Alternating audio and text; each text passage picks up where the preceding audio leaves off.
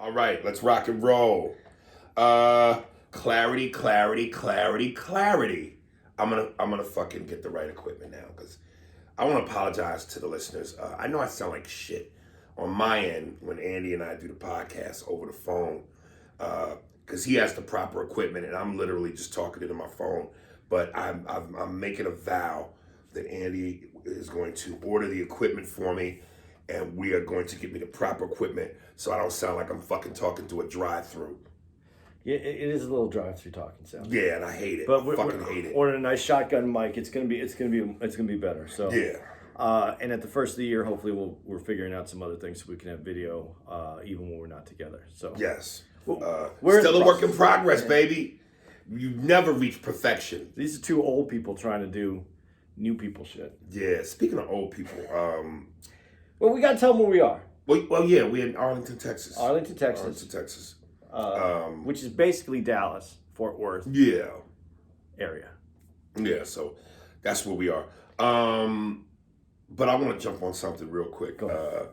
Last night you told me Charlie Pride. Yeah, he died. He died of COVID. Well, he had COVID, right? COVID. They said he died of COVID. Right, and you said some funny shit last night where you said, I don't think COVID killed him. I think it's because he was 87. Yeah, 86 is going to get you. And 86 isn't old, but when you say 87, 87 is 88. Yeah, 86 is old, too. Yeah, 89. 89. How many people do you hear who are 89? And then if you say 90. Well, yeah. Hey, listen, man, somewhere between 70 and beyond, you on Santa's lap. You on death's lap like Santa kid on Santa Claus. I'm going to give you 74.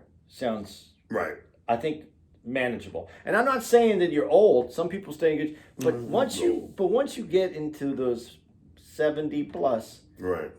Okay, yeah, we're playing on house money. Listen, Andy and I know we talked about this during that early stages of the podcast when we were in Kansas City, and for Thanksgiving, and we were talking about old age and stuff. So I don't want to beat the same horse again, but I will say this, dude, because again, I was talking to my mother recently. And she kind of jarred me, man. Like, she was like, yeah, son, I'm 70 now, and a lot of my people and my friends have gone, and I know I'm just around the corner. And it's not like obviously we know you don't live forever. We all got to go. But it was my mother, you know what I mean? The woman that birthed me and that I've known my whole life. And to just hear her say that so casually, like she knows, upper room, She about to be in the upper room, nigga, and it just threw me because it was like, God damn, I could lose my mother any minute, and I just got to thinking about it. Just sucks being old, man. It really does, and I'm thinking, at what age do you figure, all right, it's my time? Because once you get 70, 80, and beyond, and you just can't enjoy, you're alive technically, but you're not living. Everything's too loud. Your body hurts. Most of the time you want to sleep. You can't enjoy speed, a fast car, a concert. You can't eat nothing with grease. And once you can't fuck no more, which at that point you're unfuckable, it's time to go. It's not that you're unfuckable. It's the people that will fuck you. You don't want to fuck. You just look like two melted candles, nigga. It's over. It's not appealing, dude. It's all in your health, though. If you're healthy, 70's not old, 75's not old, 77's. When you're healthy, I saw that dude. Who's the dude who wrote All in the Family? Oh, Norman Lear. Dude, he's 90 something years old, and he runs around Hollywood like he's spry, like in his 50s. No one wants to suck Norman Lear's dick. I'm not saying that, but he's having a productive, happy life. I know what you're saying, but damn. Damn. Dude, don't you think that there's going to be a time when fucking isn't the end all be all for you? No. You think no matter you get no. You know what that means? That means you're going to live to like 99. Who, me? Yeah. Shit. You get, and your dick's gonna stop working at 72. Well, then upper room me, nigga. Upper room me. Fuck that, man. That's the most enjoyable act in mankind. When that is taken from you, it's over, baby. Time to go, nigga. I don't know. All right. Let's get into some good shit. COVID.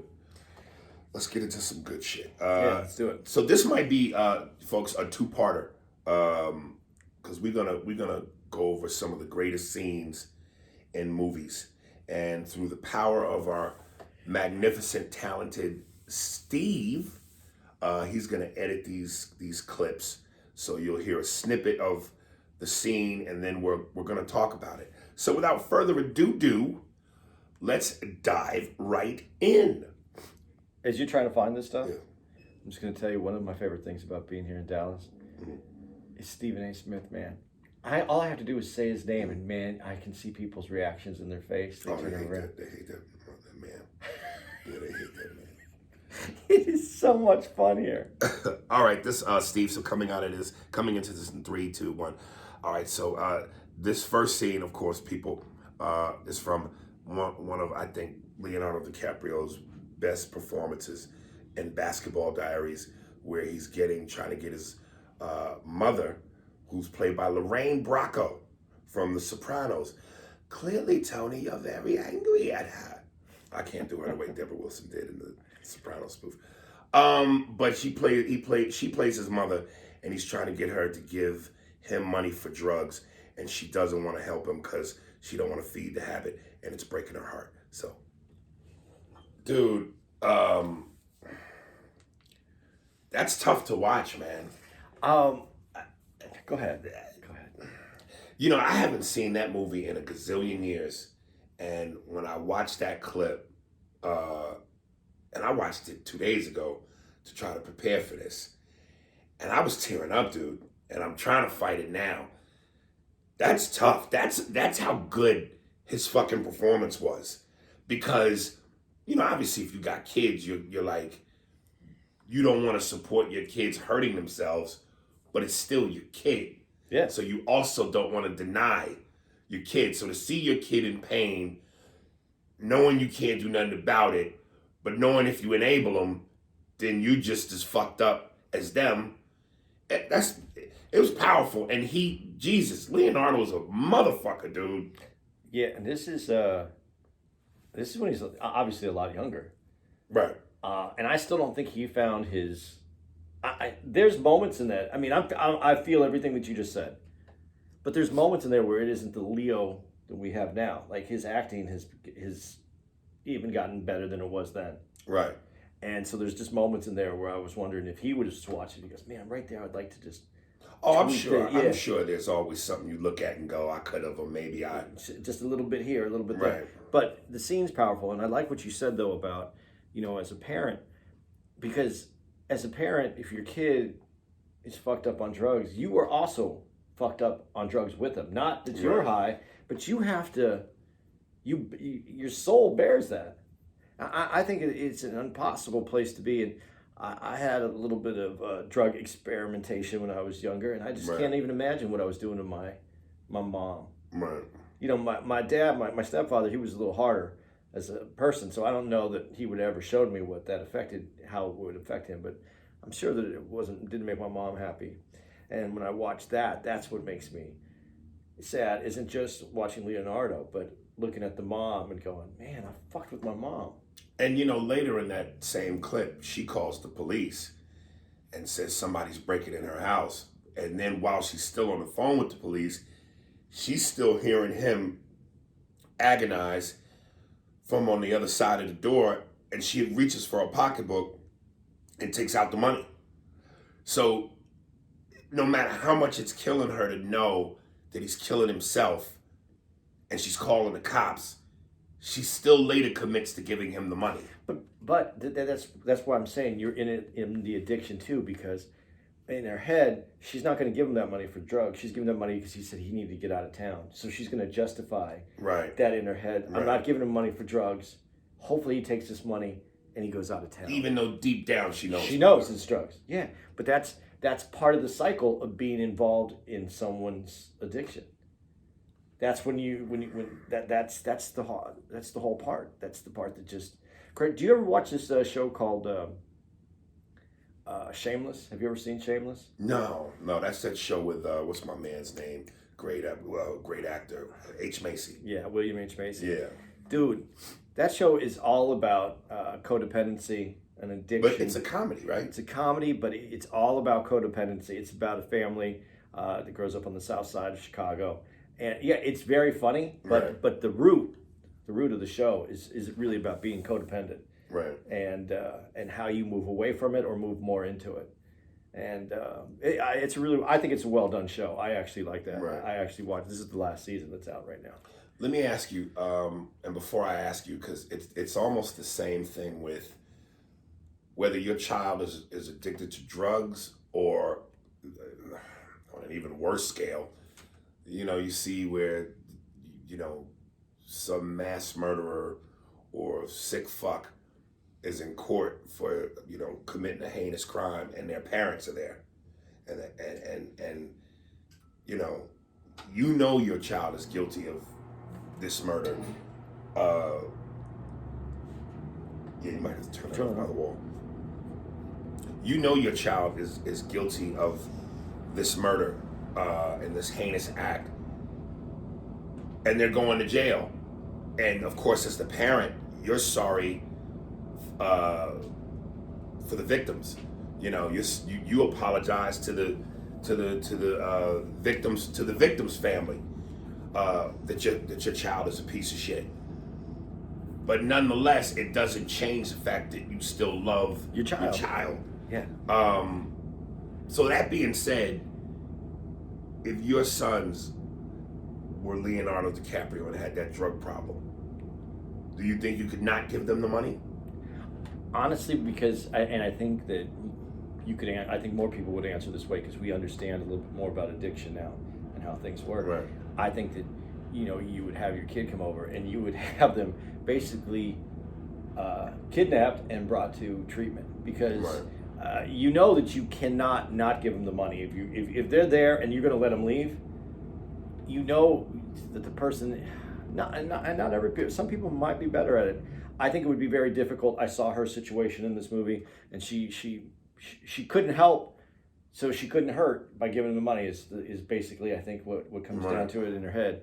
But I think today we would go, okay, let him come in here. Let me get you money, and at that same time you're calling the dude to come over and who's gonna wrap your kid up and take him to whatever treatment facility because that it doesn't end. It doesn't end well unless they get help. And even with help, it still may not end well. But then you can at least feel like whether your child was receptive to it or not, but you did everything that you could do.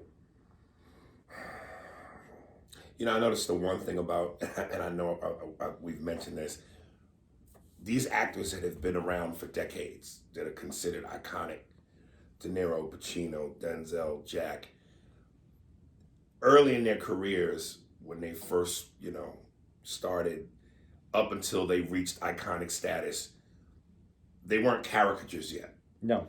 And Pacino, of course, everything is yelling. Yeah. De Niro, the only thing about De Niro is the face. The face. But he's not really... And this. Right. The face. Nicholson, of course, is... Again, I don't do a good Nicholson, but, it's Jack. And it's the eyebrows. It's the eyebrows. Denzel, I say, has become the mouth. All right, you can't see it, but, he's the stroke mouth. Mm-hmm. Leonardo seems to be the only dude who's never become a caricature. There's nothing about him where you go, that's a Leoism. Like Sam Jackson, we go as, motherfucker. Yeah. And as I was actually listening to Patrice on Opie and Anthony do the movie segments, and he goes, it was Anthony that said it, the cadence of Sam Jackson. Ba-doom, da-boom, da-bang-a-bang. I'm done, da-dam-a-doo-ba-doo. Like that cadence is Sam Jackson. So again, with Leonardo, nothing seems to have made him a caricature. But I think with him so far he hasn't, but that doesn't mean he won't.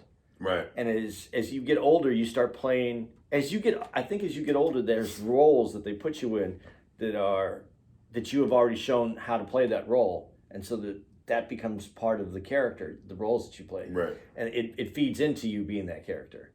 Right. I think with Leonardo, because he started off so young, he can't play that character as he gets older because now he's older, and then he's never played like the same. The Wolf of Wall Street has nothing to do with the with Django, the Django character. God. So that arc, if you can keep yourself from doing anything that's similar, you don't develop the. Would you agree with that? You're an actor. Would you agree with that? But that's the hardest thing, right? To be able to get different kind of roles. Well, that's what I'm saying. Like Pacino does different type of roles, but the common denominator is a yell. Well, he yells in everything. Yeah. Well, but is it really a different character? Think about it. The football coach in Any Given Sunday. That's a lot of yelling. Okay, but isn't that the same character as the what was it? The military guy in Son of a Woman. Isn't it the same character? The military guy is the guy that's telling you how to do things. Right. The coach is the guy that's telling you how to do things. But the lawyer is not the guy that's telling you how to do things. But he goes to the court and he's performing for the court on how you're going to do it. I see what you're saying. There's a through line is a better way to say it. Right. Where and you still haven't seen The Revenant. The Revenant has nothing to do with any of it. And as a matter of fact, The Revenant, what's amazing about it, if you ever do see it, it's the lack of words that is actually what makes that movie work. Right. Because he's acting with his body, his face. That's a completely different role again that he's taken. Right. Man, there's something about him when I watch him. Like, I never put him up in that category. But then, as I'm sure it's going to come up again, Wolf of Wall Street. Well, dude, yeah, Wolf of Wall Street is one of the clips we're going to talk about. But as I'm sitting here going over his filmography in my head, because as I was looking at the clips, I also ran across What's Eating Gilbert Grape. Yeah. So it's like between Gilbert Grape, Basketball Diaries, Wolf of Wall Street, Django, I'm quite sure the Reverend, is it called? Reverend. Yeah, Revenant. Yeah. This motherfucker's a beast. He really is. He's a beast, dude. And again, when you think of the iconic actors, the ones that immediately come to mind, I always got to go by first three, which is, again, in basketball terms, Magic, Michael, and Bird. Denzel, Pacino, De Niro. Leonardo's got to be four. He's got to be four. The thing with him, though, there's a movie that I really see the change, which is Catch Me If You Can. Right. Because you see him as a young man in that movie, and then he kind of moves more as to an adult. Put this on pause. I'll be right back. Sorry. Because in Catch Me If You Can, he starts off as a younger person, and then he kind of grows through that. And even at the end of that movie, you still see a little bit of the youthful guy. Right. But I felt like that movie, I got to see him play multiple. It's the same character, but I mean, you watch him grow, you watch him advance. Yeah, that movie doesn't blow me away. It doesn't. I know what you mean, but it don't blow me away. It's not a great movie. It's not one of the best movies that I've ever that I've seen him in. I wouldn't put that in any of them. But it was just in his filmography. That's kind of where I saw him start to become the adult. Right. And he's always taken different roles from that point because I have nothing bad to say about him. I really don't. And not like I'm trying to come up with bad things to say about other actors. It's just that, I can critique certain things. Like you just said, becoming a character. It hasn't happened yet. But I think as he gets older, and those roles that are all kind of written for people that age who go to those movies, it's inevitable for it to happen. I think if people were going to do that, it would have been done already. I don't know, because the people that I know who haven't done that are, who's my left foot guy? Kevin Bacon? No, My left foot. He was the artist with his left foot, and then he was in the movie about oil, There Will Be Blood. There Will Be Blood. I mean, I love that I know that there's people who's listening to this right now screaming out the name of the guy. I have no idea who you're talking about. Daniel Day-Lewis. Oh, but he doesn't. But he's more of a character actor. I know, but that's the guy who won't even take a film unless it's completely different from what he's doing. Right. That's why he's not a movie star. Gotcha. Because he's only there for the art form. All right. We're gonna take a pizza break and come right back with more movie review scenes. All right, this next clip is from our man in regards to, well, it's really about Sam Jackson, but we're talking about the scene, so we might mention both. Sam Jackson and Matthew McConaughey, A Time to Kill. When Sam is telling Matthew how to get him off in front of this all-white jury. Very powerful scene. I think you should rephrase that. Trying to get him off sounds wrong. Especially in the jail cell. It does, doesn't Okay. it? Does sound horrible. All right. Here we go. That was acting. Now, and you know what, maybe I didn't realize it till I went over that movie in my head. I think that's the one movie where he doesn't say motherfucker. He's not Sam ba-dum.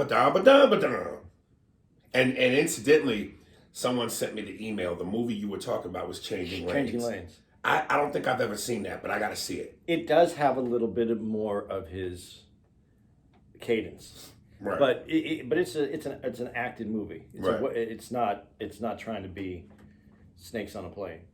Right. These motherfucking snakes.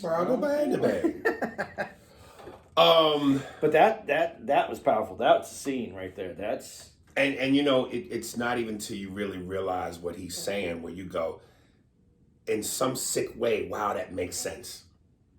And some twisted, it shouldn't even be that way type of thinking, that's a great strategy. You mean an honest way of presenting it? In terms of what he said? Yeah. Yeah. Because you say it's sick, but it's probably one of the most honest scenes in a movie. No, absolutely it's honest. Yeah. But what I'm saying, the sick part is that it's like that. The truth is sick, but that's the reality. Right. The way it was presented was really powerful. Because there's obviously, we all know there's more to that scene. Right. That's a powerful scene. I love when he said, what you think? Because you eat at Claude's and you... What else did he say? Because you eat at Claude's and you're not like them, but you're like them. Like in other words, so many white folks think that just because they embrace certain parts of black culture, they're not like them. And while you might not be like them in the sense of, yeah, you ain't burning no flags, you ain't wearing no sheets, you ain't saying that people should be discriminated against. But you think like them. You think like them. You come from that world. Yeah. So it's, man. Yeah. I mean, that is the reality. And I think that's why that's so powerful, is because that is one of the most truthful things I've ever seen in a movie. Right. Where it's honest. Well, and the scene that I was going to play before I ran across that one was the courtroom scene. Where, of course, he does the powerful thing where he describes the rape and then he ends it with, now imagine she's white.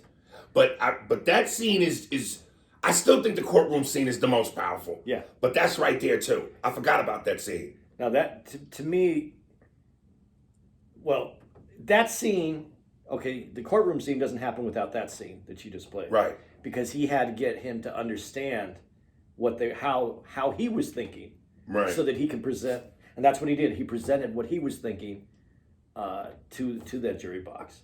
There's a great moment in that scene where, as Matthew McConaughey is explaining the rape, and he says something about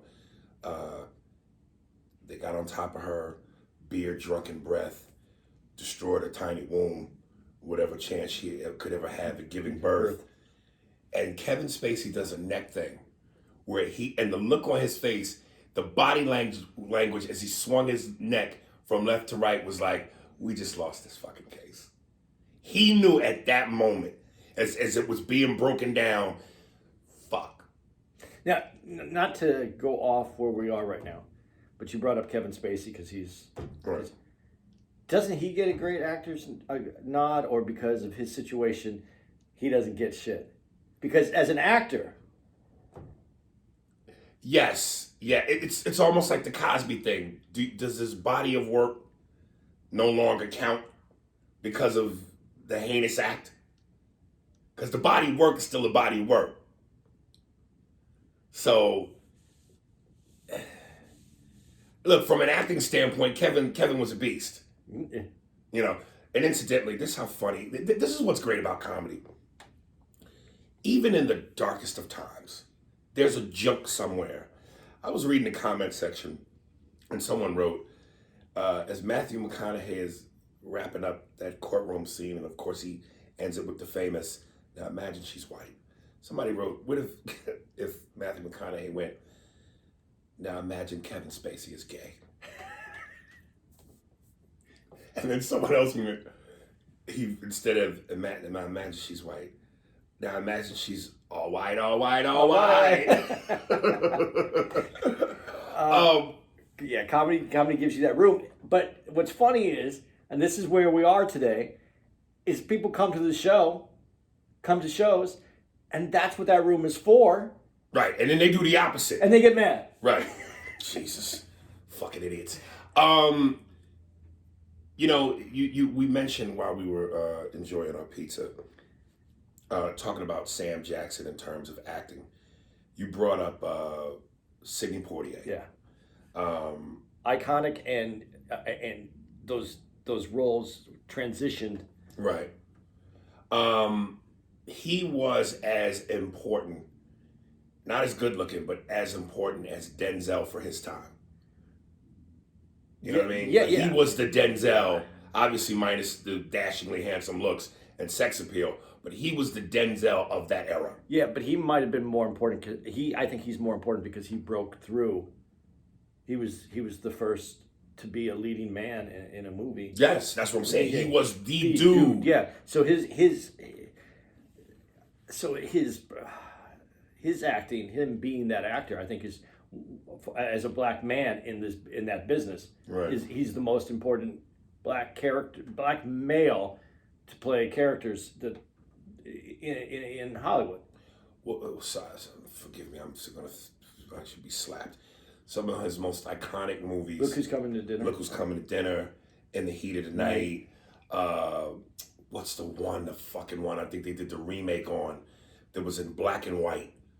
God. You're asking me to remember names and shit. I just fuck. It's one of his most iconic movies with Ruby D, a young Ruby D. It was in black and white. He was the struggling limo driver, father. No, I'm gonna get it in the emails. I can't. Was it Raisin in the Sun? Yeah. Raisin in the Sun. Yeah. Raisin in the Sun. And then you had brought up Bill Cosby. Some of his best and funniest movies was the Bill Cosby movies. Uptown Saturday Night, Let's Do It Again. I know there's one more. And again, talk about being the straight funny guy. Yeah. Cosby was obviously the ba-dum-boom. Yeah. But there were some scenes in Uptown Saturday Night, and Let's Do It Again, where for a straight man, Sidney made you laugh. And I'm sure Bill had something to do with that. You know, your teammate is Bill Cosby. Yeah. He's going to make sure you look good. But some of those movies, man, and that was during the blaxploitation era. But I don't think those movies are considered blaxploitation. No, those are real. And those movies were made by Warner Brothers. Yeah, there were. I'm hesitant to use the term. Those were real movies. What I'm trying to say is because you're trying to make it because it sounds like you're saying the blaxploitation wasn't. No, there were true Hollywood. Big budget films right. that were going to theaters, right? Not and released nationwide. Or Bill Cosby also too. And I said that he also had an impact though on television because he was that they had the. I don't remember the television show. I Spy. Yeah, I Spy. That was the first too. That was a breakthrough to see it. And listen, man, a young Bill Cosby was good looking. Yeah, you know, and that was when he was young with what's it called, Robert something. I want to say Robert Wagner, but I No, think that's wrong. it's not Robert Wagner. It's Culp. Robert Culp. Yeah. Yeah. That was the Bill Cosby, like, Why Is There Air Bill Cosby time, isn't it? Isn't that when his album Why Is There Air? I'm not familiar with Cosby's records, man. Dude. And I know that's probably comedy blasphemy, but Cosby never did it for me comedically like that. Dude, when I was, I think 10, someone played me Cosby's Why Is There Air, and they played me, I forgot which Cheech and Chong album it was. And like 2 days later, there was a physical fit thing that we had to do at school, and I had laughed so hard that I couldn't do any sit-ups.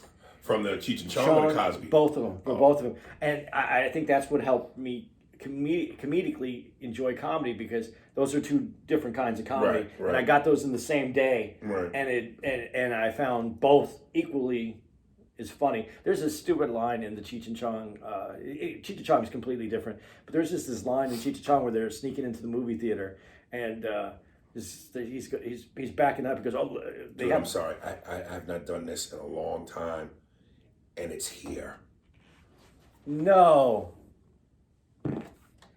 The quarterback is toast. Okay, go ahead. Do you know how many people are going to be happy that you did that? Especially my man and his girl. Oh God, I can't believe it. It's always in my fucking room too, dude. It's never like. But I have not done that in a long time. It smells, man. I'm sorry. We just had pizza, nigga. That was sausage mixed with pepperoni and natural ass aroma. Okay. Ass pheromones. Go ahead. I don't even remember what I was saying. Oh no, the Cheech and Chong. It's just the stupidest thing. But this is like how my brain works, and why I think I like things that are off just a little bit. They're backing. They're sneaking people into the car in the trunk, and they're backing up the car, and so you can hear them going over the bumps at the old drive-ins where how they had those. Did you ever go to drive-in? Because you're from the East Coast.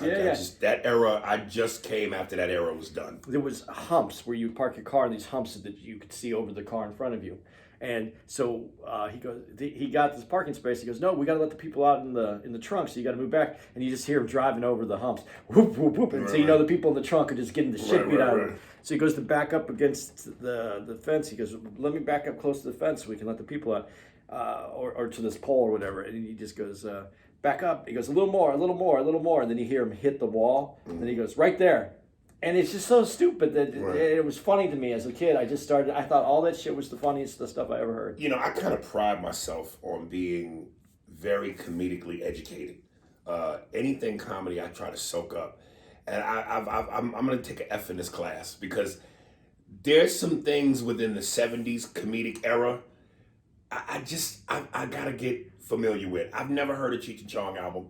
I've never seen a Cheech and Chong movie. Really? Again, Cosby you never saw Up in Smoke? Never. And I'm going comedically, like Mike Tyson in his prime. He soaked up all the boxing black and white footage. He would watch fights of Jack Dempsey, Jack Johnson. He soaked up boxing. I'm supposed to be able to soak up comedy. Flip Wilson? Did you get Flip Wilson? Or did you kind of miss that? That was, again, that era. You were a little young for that. Yeah, I was too young for that. But still, I should be watching that. Yeah, because Flip Wilson, I'm sorry, because we're talking about, I don't know what we're really talking about. Are we talking about movies? We're talking about how things have changed? No, we're talking about movies, but this is leading from Sydney into some of the black parts of it. Yeah, well, Flip Wilson also changed the landscape. I know he did. He was iconic for that time. Because he was on TV. He was a black man with a show. Black people used to go, what was the saying? Something, I don't know exactly what the saying, I can't remember the exact way it's worded, but there used to be a saying when black families would see a black person on TV. Like, one of us is on, and it was a big deal. Everybody would rush to the TV because it was like colored folk, I wish I knew the exact saying. I've heard it 1,000 times, but I just can't remember it right now. But that was something that my parents and I would sit down and watch every week. Right. And I was, and you would just look forward to him because he had the devil character that he played. Right. And he had the Geraldine character that he played. Mm-hmm. I mean, it was just it was ahead of its time too, that show. So, but I get what we're doing, because I think we're looking at things that change the landscape culturally with either cinema or television. Well, one of my dad's favorite movies that I'd seen 1,000 times because he would watch it over and over was In the Heat of the Night. Yeah. And I don't know if you remember. You saw that movie? Uh-huh. I don't know if you remember, but one of the scenes that made that movie so iconic, especially with black people, was the scene where the white dude slapped Sidney and Sidney slapped him right back. Because up until that point, you never saw a black person dare even raise their voice to a white person, let alone slap the shit out of them. That was huge. Do you know the behind the scenes part of that story? No. Sidney, that wasn't written that way. Really? He wasn't. The white dude just slapped the shit out of him without it being in the script? The sheriff is the one. It's the sheriff that slapped him. No, it's not the sheriff. No, not the sheriff. It was the guy whose property. The property, right? And remember the black butler in that scene who made that face like, oh shit, I ain't never seen this before. He was also in 227, not 227, Amen. That show with Sherman Hemsley. Oh, okay, yeah. Yeah. He was one of the characters in that. Sidney went to the director and said that he couldn't play it that way. Who couldn't play it that way? He couldn't. He couldn't play just being slapped in the face. Right. I heard that. Yeah. He had to slap him back. He had to slap him back. Or the character didn't make any sense. That character wouldn't do that. And he wasn't going to play it that way. Right. And he won his argument. Man. And let me say one more thing about Sidney and Cosby's movies before we move on. Those movies, even though the cast was all black, and obviously a blaxploitation movie, the cast is predominantly black, but the Sidney Cosby movies didn't feel like a black movie, if you know what I mean. Right. It was black cast. It was a movie. It was a movie, but it had a crossover feel to it. It didn't feel like this is a black movie that white folks wouldn't be able to look at and relate to. The story was written in a way that if you wanted to, not that it would have been done at that time, right? But you could have done Look Who's Coming to Dinner, and you could have replaced it where it was a black family and a white man coming to the house, because the story was written in a way that was a true story. Like right. the blaxploitation films had a street gritty ghetto. I don't know. I hate to use the word ghetto, but it's the difference between niggas that wear gold teeth and niggas that don't. The blaxploitation era felt like it was for niggas with gold teeth. Sidney and Bill felt like it was for niggas that wore cardigan sweaters and It was for the Hollywood that was coming. That's what that film was. Okay, I like that how you phrase that. The Hollywood that was coming. Yeah, not just this little. We're gonna make a little genre and stick it over here for you guys. Hey Jack, what's happening, baby? Man, that bitch over there. Those blaxploitation movies felt like it was for niggas that came from that. What it is, baby? Hey, this a groovy party, nigga. Where Sidney and Bill. I'm sorry, groovy party just got me, man. But where Sidney and Bill felt more like, hey, welcome to dinner. Would you like something to drink? You know what I mean? Because it had authenticity to it, where it was a real. These are real interactions, right. Not Blackula. And right. And by no means I want to be clear about this. I'm not trying to give the impression that these movies were sellout movies or whitewashed, or it was every bit as ingrained into the culture, and in terms of authenticity and black culture, it just didn't come off like some pimp shit. You know what I mean? Yeah. No, I understand what you mean, but it's also in the way that's written, because think about it. When you go through the blaxploitation films, right? Shaft, although it was part of the blaxploitation, was a higher quality, right? So it didn't feel. You separate Shaft, yes, from the other movies. Let me give you some examples when I say it's a groovy party, nigga. Sweet Daddy Sweetback's Badass song, which I think was Melvin Van Peebles was in it. Mario Van Peebles' father. Yeah. That felt like some, nigga shit.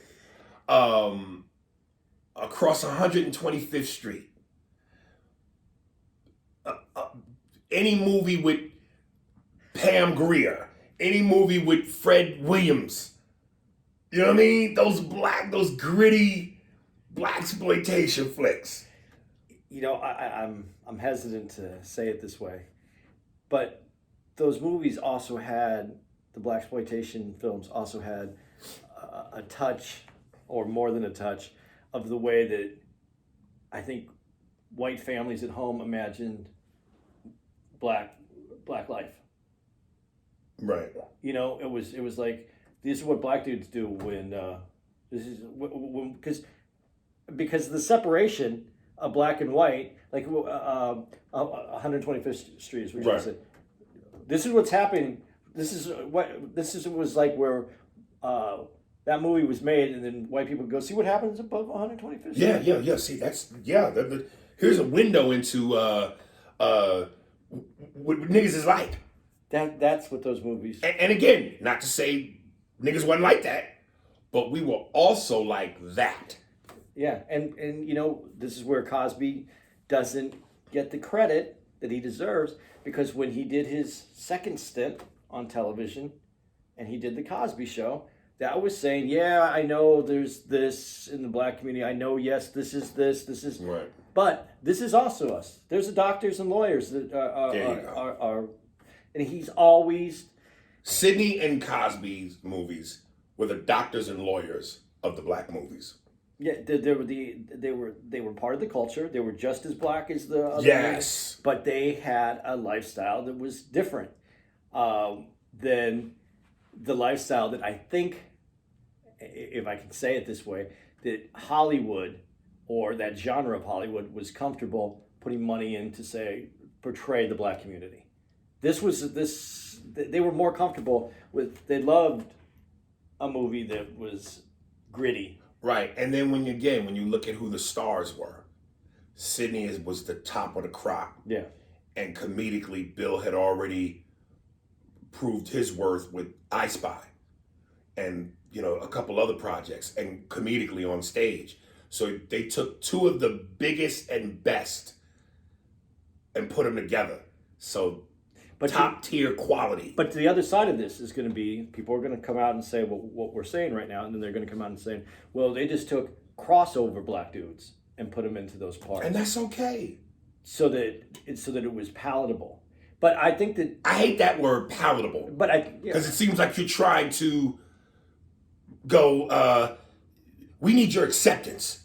We want your acceptance. So let's make this palatable. But I think that when I say palatable, I'm looking at how a white executive may look at it. No, I'm not saying you're wrong in your assessment. Okay. I just don't like that word. Okay, I get that. Right. But I think people are going to come at us with that idea that, but also when you were trying to make a change in the way, not only in perception, but in the way business is done, that's why you get Jackie Robinson to play baseball, because there's other better baseball players, but you needed a player that was going to be able to come in and take the abuse to keep that door open, to eventually get where we needed to be. Yeah, right. Where that's what Cosby and Sidney were to that Hollywood industry, where if they were very comfortable in making movies to exploit the black community. Right. But to make these movies, they needed people to be able to do a national release to the country. Right. They needed white people to come to the movies as well. Right. That's part of it. And listen, at the end of the day, it's all part of it's all the ingredients that make up the great gumbo. So we need it all. Yeah. Yeah. I'm not downplaying any. I don't want anybody to think that I'm downplaying or saying anything disparaging about Sidney or Cosby. I'm just saying, at that particular time, these dudes were the dudes. But Sidney was also a great actor. That's the other thing that Oscar award winning. That people will miss in this. That's what I'm saying. The two top tier dudes. Yeah. So, but that's good, man. Next up, let's see. Okay, so this last one for this episode, of course, we've talked about this, we've covered this, but it's such a great scene. Of course, hey, you Sly. So Sly a little bit of rock out. This is when Mickey is trying to finally say to Rocky, I want to manage you. beast, man. Sly's a beast. And remember when we covered this?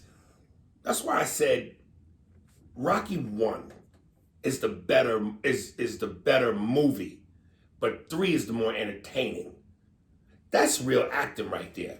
And the movie's full of moments like that. The thing about that movie, like I never give Sylvester Stallone credit for being a great actor, but in that scene, watching it right now, to commit to that character, because that's not who he. I mean, that's not how he sounds in real life. Close, but not, close, real close. Yeah, but without the like. You move my house stinks. Yeah. You get my brain spin. Yeah, you want to fight the fight, you'll fight the fight. But to commit to that character right that way.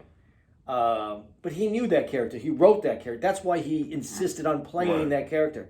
I would be hard-pressed to see someone commit to that character and give that kind of emotion to that character. I don't know who would have done better than that. Right. I think about the actors of that time. I don't think anybody would have captured that. And not to go straight off of him, I don't think that he's a great actor in other things that I see. Copland? You didn't think he was... Copland was better. Okay. You think he's a great actor? I don't definitely put... He would never be in the top 15. Damn. He can act, man. He can act. I'm not saying he can't act, but I mean... I know what you're saying, because it's like outside of that, you can't reel off a bunch of great acting movies, because most of his movies have been action. There are action movies. That's what he does best. I mean, just for instance, taking Beverly Hills Cop that was originally offered to him, and he rewrote it and made it Cobra. Right. So that character didn't interest him in Beverly Hills Cop to be kind of a little bit more fun. I ain't falling for no banana in my tailpipe. Right? You know, he wrote it to be the other one. Right. So I'm not trying to take anything away from him, but that character of Rocky, right. I don't know who else could have played it that way. And it reminds me a little bit, though, of Billy Bob Thornton when he played in the movie Sling Blade. Right. Because he knew that character. He had been playing that character. Right. He wrote that character. And then take Billy Bob Thornton out of Sling Blade. He acts. He's an actor. Right. But nothing like Sling Blade. To me. Right. And I think that there's something about when you write a character, you own the character, you become the character. Right.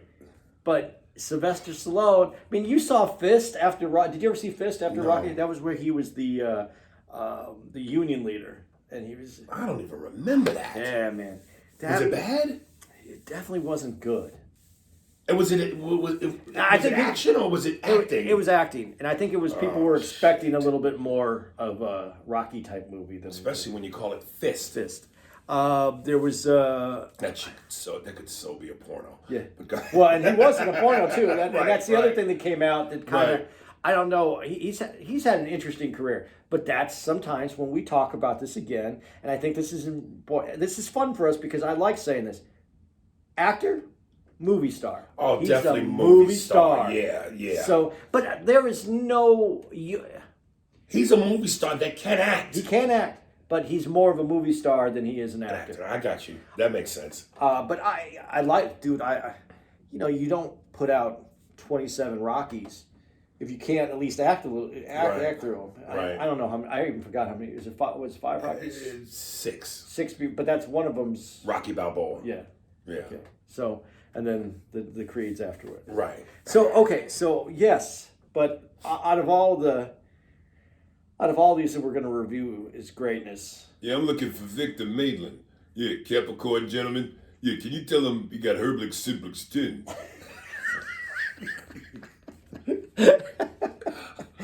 trying to think of what other lines in that movie with Eddie Murphy. God, I can't even. Right now, my brain is locking up. But yeah, that would have been such a horrific choice. I'm sure the script was a little. I'm sure Eddie put his Eddie on it. Yeah. Herblich Simplex 10. That wasn't in no script. That was Eddie. But it's just whatever. I just think that when you do that, I can't even get back on point now after what listening. Dude, and I will say again, you just talk about in that scene. a guy who obviously has been kicked around, never got a break, Been shit on. That's every human being's identifiable experience. But not only is no, I'm not gonna agree with you on that, but I'm gonna come close to you on that. It's every successful person's identifiable experience. Okay, there you go. Because well, wait a minute. It's still even people who don't succeed. Yeah, they live in that world. Yeah, but they need people to be really truly successful. I don't know if I should say it that way. I don't think that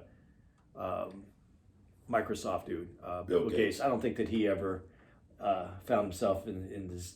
I don't know. I don't know Bill Gates. Maybe he did. Maybe he had some challenge in life that I don't know about. I'm sure there are degrees to that. And he obviously wasn't where his bathroom stunk, but I'm sure there were some places along the way where, he went through some of that. But I guess it goes back to Rocky and in another one of the scenes where he says it's not about how hard you get hit. It's about how hard you can. It ain't about how hard you get hit. About how hard you hit. It's about how hard you get hit and keep moving forward. That's how winning is done. If you know what you're worth, go out and get what you're worth. But you gotta be willing to take the hits and not point your finger at him and her and say you're not where you want to be because of him and her. That's what cowards do, and that ain't you. You're better than that. You're my son, and I'm always gonna love you. But until you start believing in yourself, you're never gonna have a life. Don't forget to say hi to your mother. I believe that is exactly the way it is. Yeah, the way it was. But that's what I mean. If you had to have some struggle to succeed. Right. And but what you said is also true. The degree of the struggle. I think that. I mean, again, I don't know Bill Gates, but I think his degree of struggle was different than. Right. Like I said, I don't think his degree was my bathroom stinks. But, I'm sure he had some rough moments. Yeah. But that yeah, man. Dude, since we're on Stallone, I got to give this an honorable mention. That scene in fucking Rocky Balboa, when he goes to go see Paulie, and Paulie's like, Rocco, nobody's giving you no title shot. No, I don't want one. What, you mad because they took down your statue? No. Are you mad because, you need money? If you want money, hang a sign over your set for $5. Punch me, you make big money. No. Are you mad because Adria left? She didn't leave, Paulie. She died. Okay, Rock. I never knew it was supposed to be this hard. Sometimes, it's hard to breathe. It's going to be okay, Rock. Is it? Rocco. I got a job here. Paulie, you want to come watch me train? Rocky, remember you said if you stick around in a place too long, you become that place? This is all I got. I understand. Take care, Rocco. Just Stallone's. Your time is hard to breathe. That scene chokes me up, man. That is honestly, out of all the Rock, that's one of the best scenes where you felt connected to the dude. Right. You understood he actually, the pain that he was having. Because the other pain, you felt his loss. That's the way I should say it. And he actually presented that well. Right. And in the character. Dude, and this is why I do give him such good credit. That's not an easy character for people to bond with. It's I think it is, though. You do? Because, again, at the end of the day, on a human level, it's about a guy who's faced tragedy, adversity, loss, pain, and I think that's most people's lives. But pain and failure. But he's not.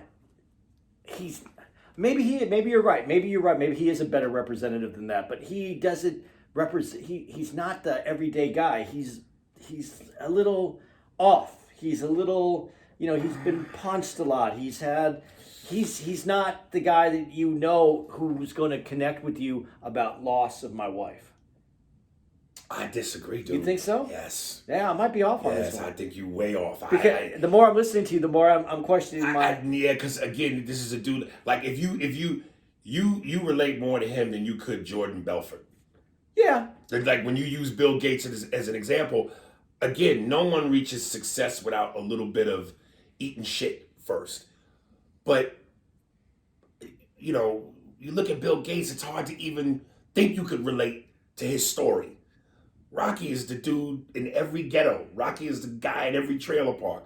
Rocky is the guy making minimum wage that can barely keep his lights on. That's most of America. Yeah, but the character, when he lost his wife, he's already successful now. And that trailer park guy that becomes super successful, that's a different character to relate to as well. Yeah, I mean, because the trailer park dude, he probably lost his wife and his teeth.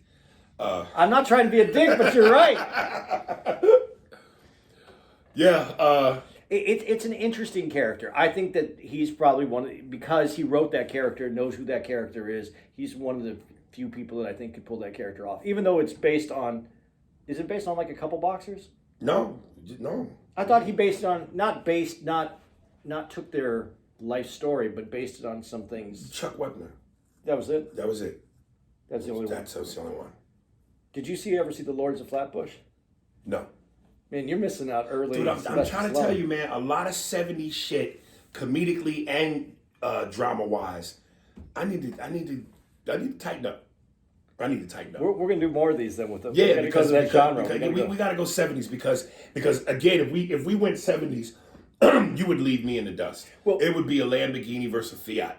Nigga, I wouldn't stand a chance because I just don't know those movies. But what will be good about us doing those is that we do have we have a good chunk of our audience is younger who missed out on those movies. So it would be nice to bring these pieces back. But I also think we got a good chunk of the audience who knows those movies. Yeah, and they'll be into it as well. Right. But I really liked when, because someone sent me a thing, and they said one of the movies we should take a look at is Clockwork Orange, which is a movie I grew up on.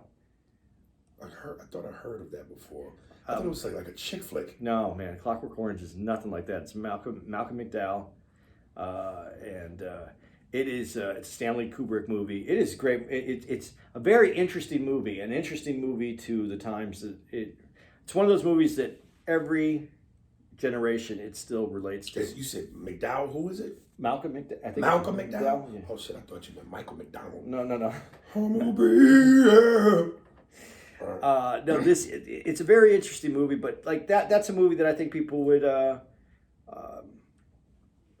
could see again and go, okay, yeah, that's interesting. Right. But we need to look at some of those. All right, y'all. Are we there? We're there, right? Oh yeah, we're there. Okay. All right, y'all. That was part one of our movie scene review. As you see, I think we only reviewed 3 movies, of course, because, yo, man, you know, we talk about one movie damn near for 45 minutes. So, yeah, we're gonna hit y'all with a part 2 next week. All right, boys and gals. See you next week. Real quick, you got any promo? Oh, yeah. Please. And we're supposed to do this at the beginning of this, too. Were we? Yeah, because it's important so that the people tune out. They can still get us. We're Spearsburg Pod on all of our social medias. We have a new email, too, which is spearsburgpod@gmail.com, I think it is. Do we? Yeah. Okay. I think it's gmail.com. I'm going to verify that. Keep doing it the way you're doing, but I'm going to verify it to make sure. But and we're also going to be in West Palm in 2 weeks. 2 weeks, yeah. Christmas, yes. Christmas Day. Christmas Day. I'm not even going to be with the family because I got none. I think Tara wanted me to go. Oh, did she really? Yeah. I'm about to come out this motherfucking sweatshirt because between this sweatshirt, this hat, and this lamp, I am sitting right in the Sierra Desert or somewhere in Africa. I'm going to ask the West Palm Improv if they could have Chinese food that night so I could feel like a real Jewish Christmas. Oh, is that what Jews eat on Christmas? Yeah, that's the only restaurants open on Christmas. Okay, well, shit, I might be able to join you. Yeah, we'll have that Jewish Christmas with Chinese food and. Yeah, I never had a Jewish Chinese Christmas. That's it right there. Matzo balls and dim sum. Dude, we've got to mix. You got to mix them cultures. Yeah. Okay. Before we go, coming up to you right now. This is from my man Music Harris. Instagram and Facebook is at Music Harris. He did not send me what the name of the song is. So $10, a lot of money to you. But Music Harris, y'all. at MUSICKHARRIS.